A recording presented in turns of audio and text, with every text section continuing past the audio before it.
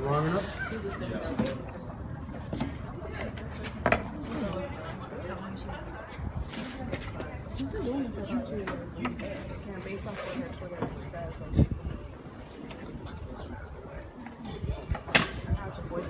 Can you get that one off? She's going in to get another right.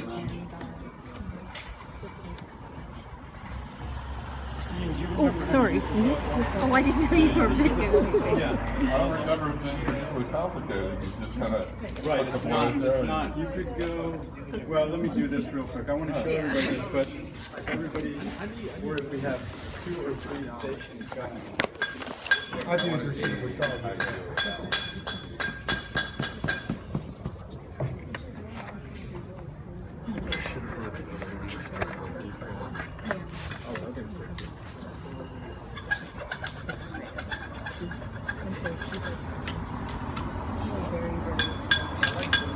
So I will show you a trick. If you have a wrench that doesn't fit, come here, okay, you can put one of these posts, these wrenches are different than other wrenches. They have 2 posts which go in 2 holes, right, to open and close this. If you have one that doesn't fit, and I know you could figure this out for yourself, I'll tell you a hint. You put one post in there, and then you put the other one outside, and you can jimmy, you can rig it. The only thing about that is it depends how high your arbor is, so sometimes it's a little trickier.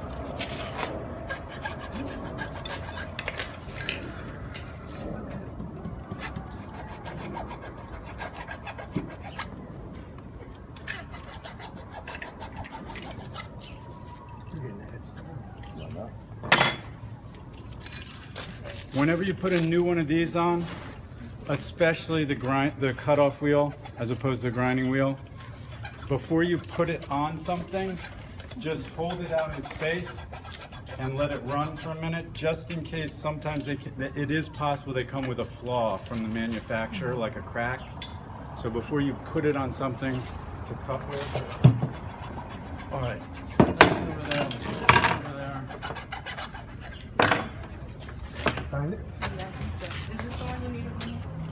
Well, I got it switched, but if we have an wrench that fits that, they want to Okay, I brought 2 different kinds, so you can.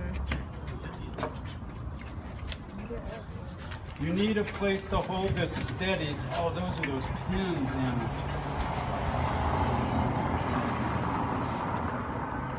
in. Usually the biggest issue with this is not the actual cutting of the metal, which doesn't take long. It's actually setting it up on something so you can get at what you want to cut. Even though this can be a big pain, I would really don't want you guys to like set these down somewhere and so that they can roll around when you're cutting. So if you put it in a vise, that vise is no good. This vise is good, the other one, and we have another tripod vise. I don't know where it is.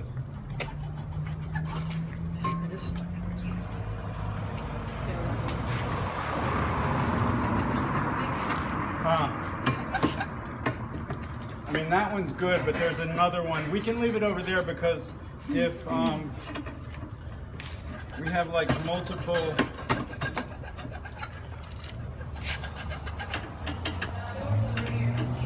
Okay. What am I putting in the vise and what am I not putting in the vise? Right. I would try and avoid that. If you have to put the sculpture in the vise to get at it the way you want it, what I do is I find a rag, there's a box of rags in there, and put it between my aluminum and this vise, because this can easily, let's say, mar the surface.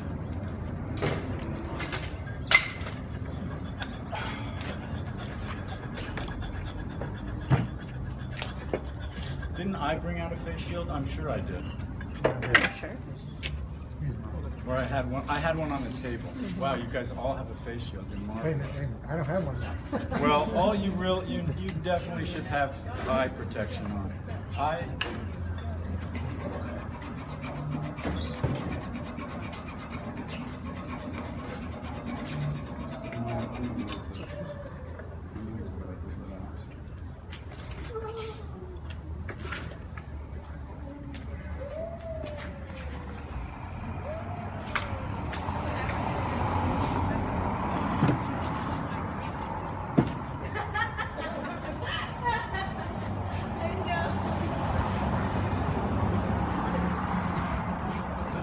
It's a leg. That's a leg. It's synthetic, so Oh. it's not a bad leg. I mean, it's like $1. Here's the last bit of advice.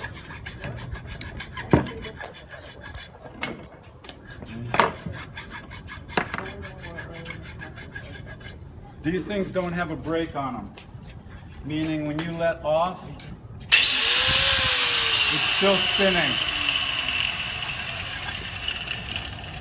You have a tail behind you.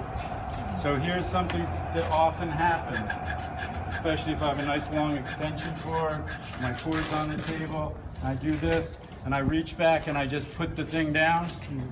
Okay, and I cut my cord, and you can see some of our cords with nice cuts on them. Besides the fact that also whatever table I'm working on, tools, surface, whatever, when I put it down this way, plus I can damage the tool. So just get in the habit with these, whether it's on or off, of putting it down on its back. If you cut a cord, don't hide it from me. Come and show me. Please.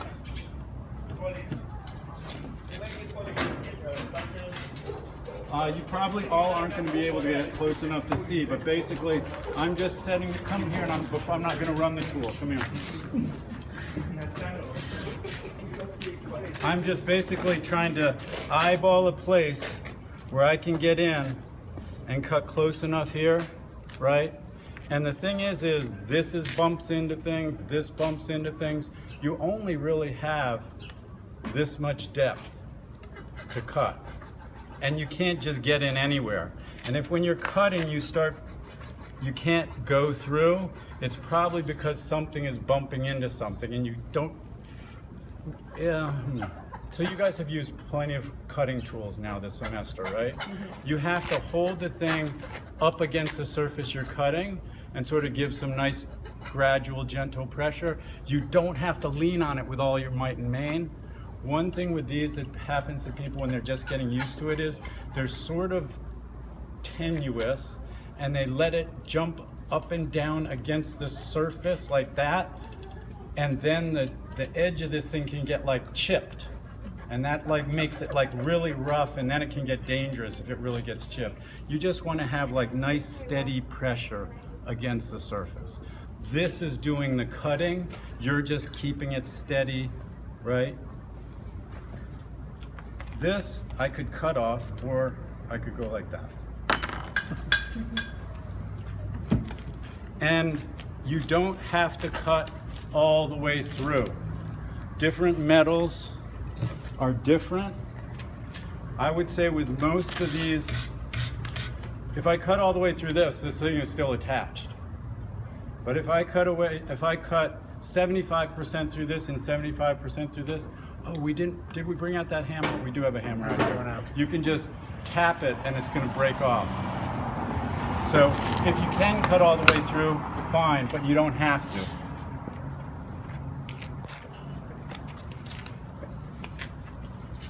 So I don't see anybody with bare eyeballs.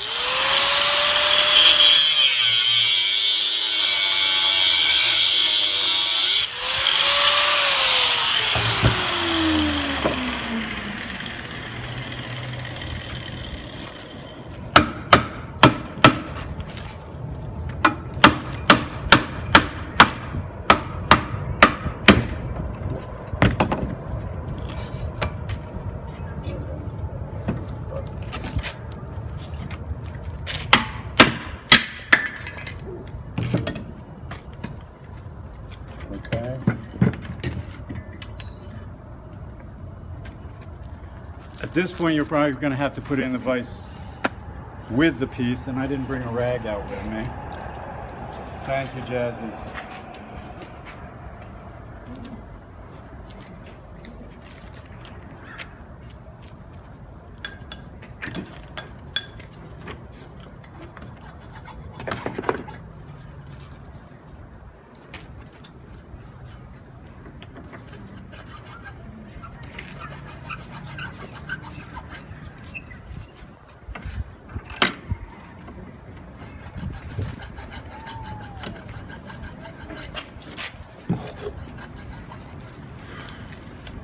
So this one you're not going to use like that. You're not going to use like that. The basic position is like at a 45. This takes a little time. And this is a nice grinding position. For some of you it might be a little high, but it's kind of nice with this tool to work across the surface this way. But depending on how your thing is set up, you know, you can grind like this, you can, you know what I mean? So you might not always be able to get it in this position.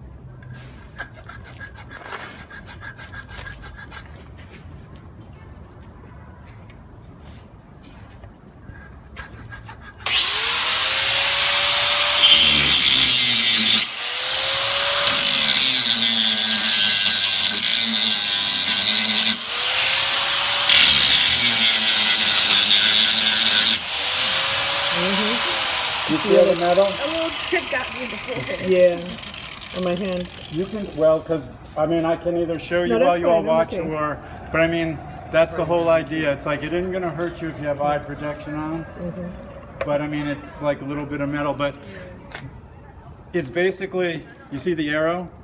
Wherever you're grinding, so you can stand over here, Selena. Reza, it's coming at you. Like, it's going that way from wherever you're.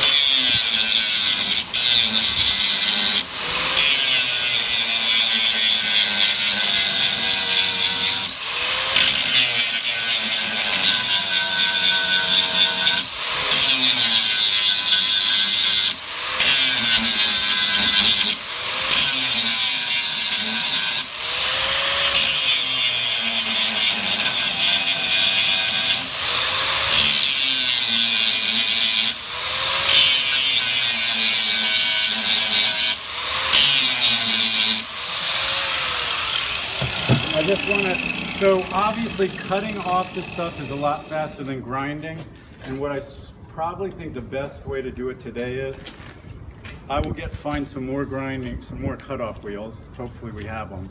We can set all of them up with cutoff wheels, and Dean can get out the Sawzall, as I call it, the reciprocating thing, and you can just like cut before somebody starts grinding away. I just wanted to show you one thing, that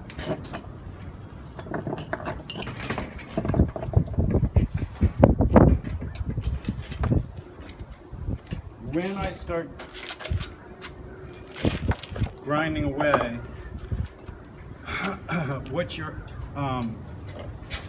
I usually try and leave. Now, if you've worked with a grinder a lot and you're at a place where you have nice access and you have touch, you can grind it down really close to the surface with the grinder, right? But what you're trying to do ultimately is not just leave a polished grind mark, it's to match your piece. So if you're grinding something that's like on a curved, right? You have to look at the topography of your piece, not just grind blindly flat, so you know, curve it. And also in terms of the surface that you're matching might have, can you come here? So you see how when you grind down on a post like that, it mushrooms out? You know what I mean? So you can, when you get close, and I would grind more, but I just wanted to show you, like, if you leave a little fat,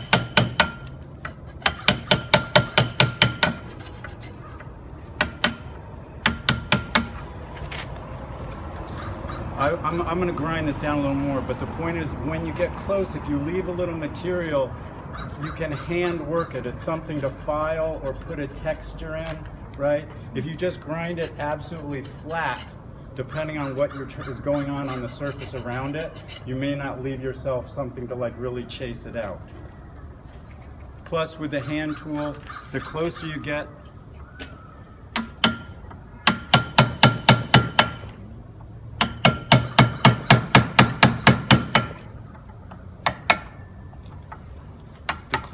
to the surface of your piece,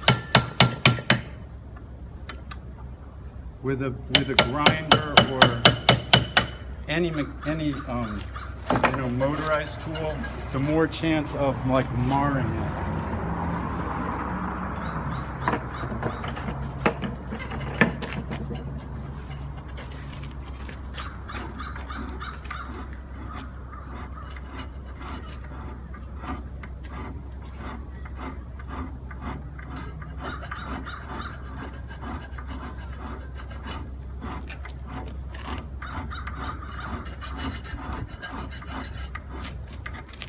Anyway, you guys can try it and see how it works yourself. Let me see. Where is Anna? Anna, are you gonna take this off? Are you gonna make it shiny at all? This part? Anywhere on the sculpture? Yeah. Can I do it right here and just show people something?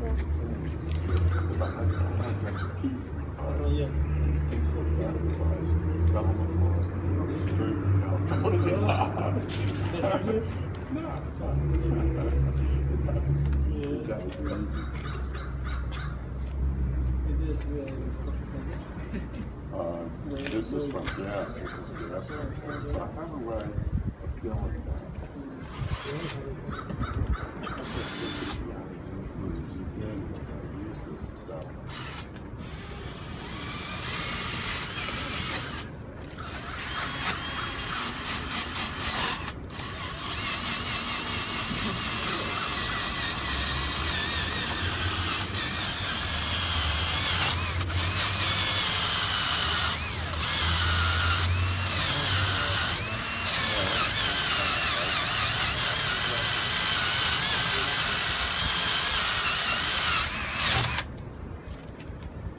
That's a classic radiant tool thing.